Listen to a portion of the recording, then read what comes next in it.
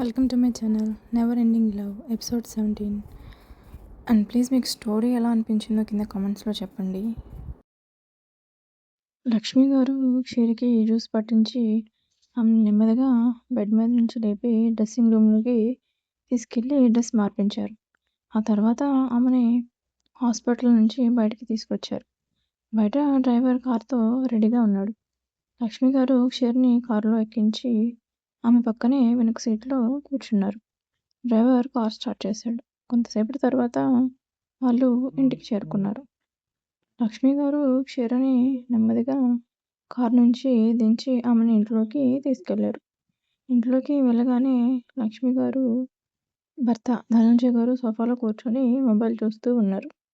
లక్ష్మి గారు ఐశ్వర్యని లోపలికి తీసుకొస్తుండగా ధనంజయ్ గారు వాళ్ళని చూసి వెంటనే పైకి లేచి దగ్గరకు వెళ్ళారు. ఏమైంది లక్ష్మి? ఐశ్వర్యకి ఏమైంది? వీళ్ళంతా ఈ దెబ్బలేంటి అని కంగారు పడుతూ అడుగుతారు. లక్ష్మి గారు ధనంజయ్ గారి వైపు చూసి, ఇదంతా మీ కొడుకు చేసిన పనండి. ప్రేమించాను, పెళ్లి చేసుకుంటా అని చెప్పాడు.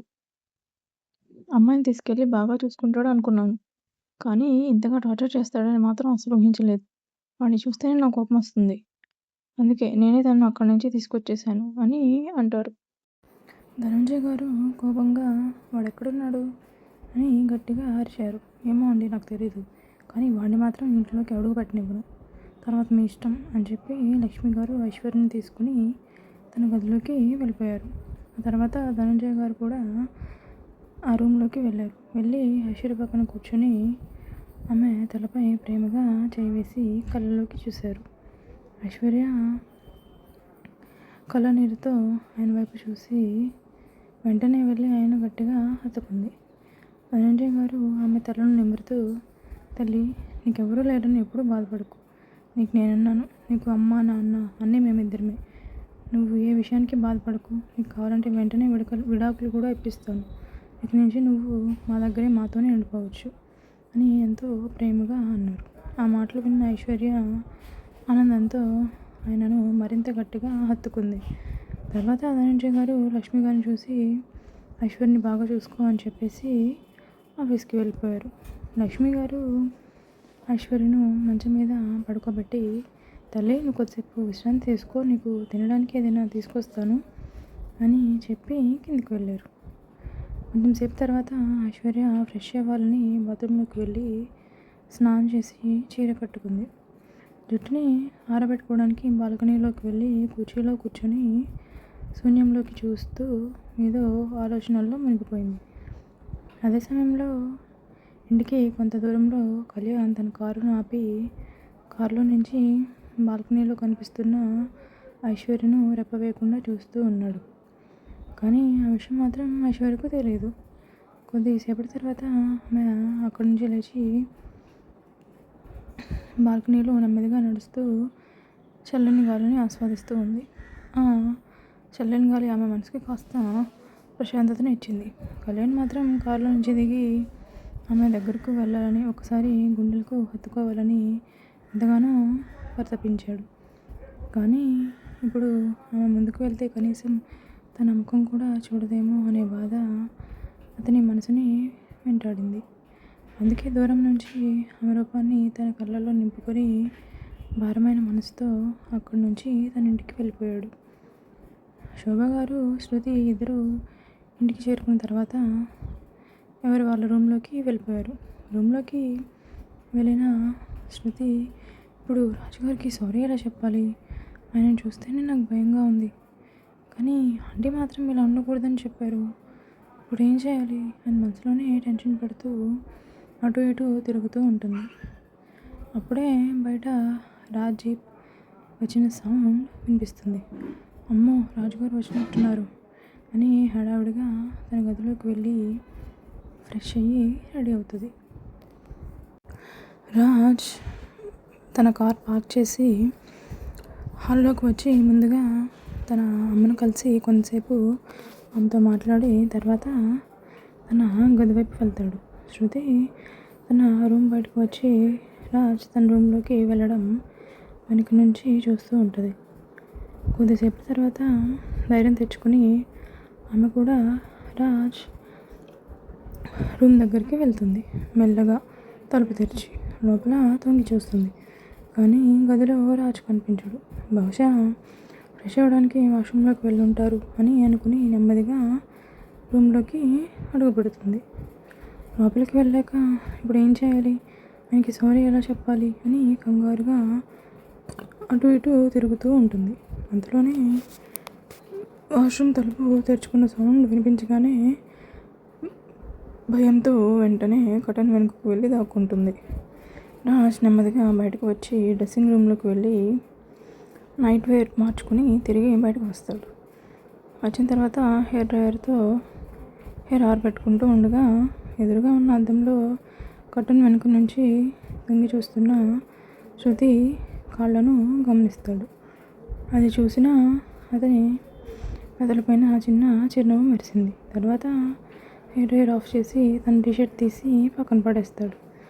తర్వాత ప్యాంట్ కూడా తీయడానికి ప్రయత్నిస్తాడు. అది చూసిన శృతి ఒక్కసారిగా గట్టిగా అరుస్తుంది.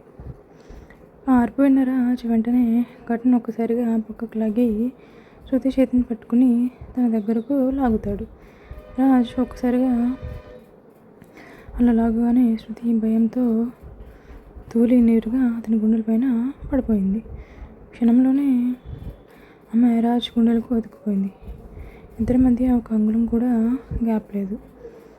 శృతి మాత్రం కళ్ళు పెద్దవి చేసుకుని అతని వైపే చూస్తూ ఉండిపోయింది.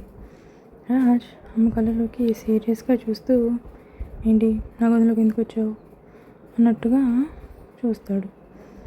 శృతి తడబడుతూ నోరు తెరిచి, రాజ్ గారు, నేను మీకు సారీ చెప్పడానికి ఇక్కడికి వచ్చాను. కానీ మిమ్మల్ని చూడగానే భయమేసి కర్టెన్ వెనుక దాక్కున్నాను అని మెల్లగా చెప్పింది. అది విన్న రాజ్ కొనుబొమ్మలు ముడుచుకొని, నన్ను చూసి భయపడ్డావా? అంటే నేను దెయ్యాన్నా? మనిషిలా కనిపించడం లేదా అని కొంచెం గట్టిగానే అడిగాడు. మనిషిలా కనిపించడం లేదా అని కొంచెం గట్టిగానే అడిగాడు. వెంటనే శృతి కంగారుగా తల ఊపుతూ, అలా కాదు రాజ్ గారు, నా ఉద్దేశం అది కాదు అంటే అని మాటలు వెతుక్కుంటూ తడబడిపోయింది. శృతి ఒకసారి గట్టిగా కళ్ళు మూసుకుని, ఐఎమ్ సారీ రాజ్ గారు అని చెప్తుంది. రాజ్ వెంటనే దేనికి అంటాడు. అంటే ఆ రోజు కారులో మిమ్మల్ని కోపంగా అలా అనేసే కదా అందుకే అని అంటది. ఎలా అనేసా అని అంటాడు. అదే మిమ్మల్ని ఏ అమ్మాయి ఇష్టపడదు అన్నాను కదా అందుకే. ఐఎమ్ సారీ, కోపంలో అలా అనేసాను రాజ్ గారు, ప్లీజ్ నన్ను క్షమించండి అని అంటది. రాజ్ ఆమె కళ్ళలోకి సూటిగా చూస్తాడు. ఆమె దగ్గరగా ఫేస్ని తీసుకొచ్చి ఆమె ముఖం పైన ఎయిర్ బ్లో చేస్తాడు. ఆమె వెంటనే కళ్ళు మూసేస్తుంది. ఆమె చెవి దగ్గరికి వెళ్ళి గుసగుసగా ఓపెన్ యువర్ ఐస్ అని అంటాడు. ఆమె మెల్లగా కళ్ళు తెరిచి చూస్తుంది. వెంటనే ఆమె నడుము పైన చేసి ఆమెను ఇంకా దగ్గరగా లాక్కుని ఆమె పెదాలని అందుకుంటాడు. అందుకని స్మూత్గా కిస్ చేస్తూ ఉంటాడు ఆమె పెదాలను. శృతి ఆమెకేమీ అర్థం కావట్లేదు. పాపం ఆమె పెరిగిన వాతావరణం వల్ల ఇలాంటి విషయాలంటే ఏంటో కూడా తెలియదు ఆమెకి. అందుకే అలా బ్లాంక్గా చూస్తూ అలానే ఉండిపోతుంది, ఏం చేయాలని తెలియక. రాజ్ కిస్ చేస్తూ ఉంటే ఆమె బొమ్మలానే ఉండడం గమనించి ఆమె పెదాలను వదిలి దూరం జరిగి ఆమె కళ్ళలోకి చూస్తాడు. ఆమె కళ్ళ నిండా కన్నీళ్ళు ఉంటాయి. రాజు అది గమనించి ఆమె నుంచి దూరంగా జరిగి కోపంగా ఆమె కళ్ళలోకి చూస్తూ గెట్ లాస్ట్ అని అరుస్తాడు. శృతి వెంటనే భయపడుతూ ఆ రూమ్ నుంచి తన రూమ్కి వెళ్ళిపోతుంది. శృతి తన రూమ్లోకి వెళ్ళి బెడ్ పైన కూర్చుని, ఇప్పుడు ఏమన్నా అని రాజుగారు ఎందుకు అలా చేశారు అని ఏడుస్తుంది. అయినా అలా చేయడం తప్పు కదా అని తనలోనే తను కొనుక్కుంటూ ఉంటుంది. ఆమె ఫోన్ తీసి యూట్యూబ్ ఓపెన్ చేస్తుంది, కొంచెం బ్రెయిన్ మళ్ళిద్దామని. యూట్యూబ్ ఓపెన్ చేయగానే ఏదో కిస్ సీన్ వస్తుంది. అక్కడ ఇద్దరు లిప్ లాక్ చేసుకుంటూ ఐ లవ్ యూ చెప్పుకుంటూ ఉంటారు. అది చూసి ఎవరో కప్పలాగా తెరుస్తుంది. తెరిచి ఫోన్ని బెడ్ పైన విసిరేసి, అమ్మో, అంటే ఇలా ఇష్టపడితే ఇలా చేస్తారా, అయ్యో రాజుగారిని అనవసరంగా అన్నా అని అనుకుని తనను తను బాధపడుతుంది. ఆమె వెనకే వచ్చిన రాజ్ కూడా ఆమె చేసే విన్యాసాలన్నీ చూస్తూ ఉంటాడు డోర్ దగ్గర నుంచి.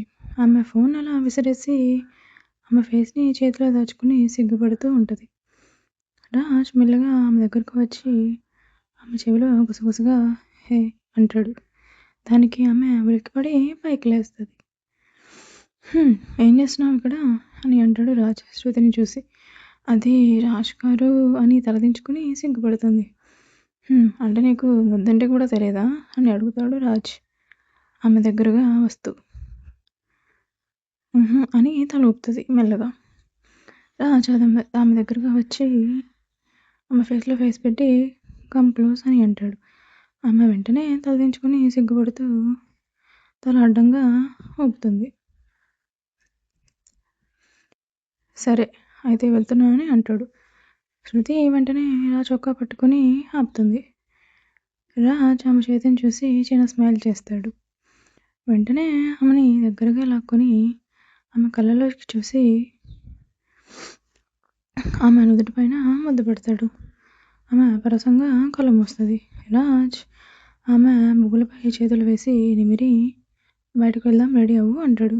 ఆమె సిగ్గుపడుతూ తల ఊపి అండికి చెప్పేసి వస్తాను రాజు గారు అని పరిగెత్తుకుంటూ కిందకి వెళ్తుంది.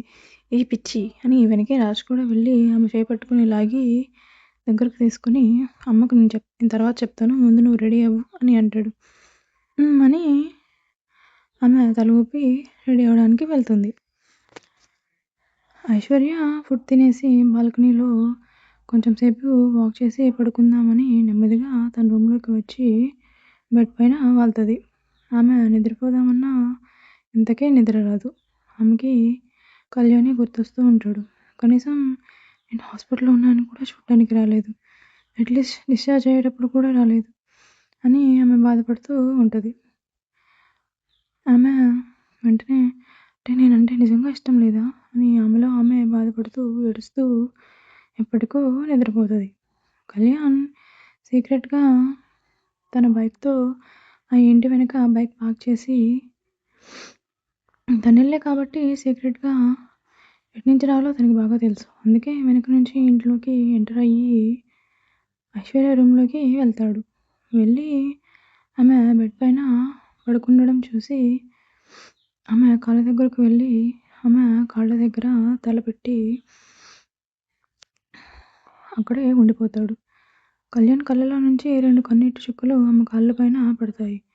ఆమె కాళ్ళపైన ముద్దు పెట్టి ఆమె ఫేస్ దగ్గరకు వెళ్ళి చూస్తే ఆమె బుగ్గలపై ఏడ్చిన కన్నీటి చారకులు ఉన్నాయి. వాటిని చూసి అతని గుండె వెల్వెల్లాడింది. అప్పటి వరకు లేని ప్రేమ, బాధ అన్నీ తనకొచ్చాయి. వెంటనే ఆమెని గట్టిగా హత్తుకోవాలనిపించింది అతనికి.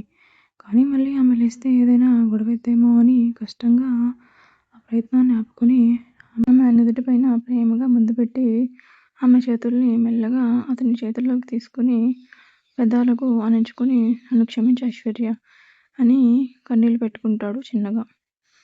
రాజ్ అలా ఆమెని కొంచెం సేపు పక్కన కూర్చొని చూస్తూ అలా రాజ్ ఆమెని కొంచెం సేపు అతని కళ్ళల్లో నింపుకొని అక్కడి నుంచి వెనక్కి తిరిగి అతని ఇంటికి వెళ్ళిపోతాడు. అతను ఇంటికి వెళ్ళి తన బెడ్రూమ్లోకి వెళ్ళి విస్కీ బాటిల్ ఓపెన్ చేసి ఫుల్గా మొత్తం తాగేస్తాడు దించకుండా. ఐశ్వర్యని కలవరిస్తూ అలానే కింద పడిపోతాడు.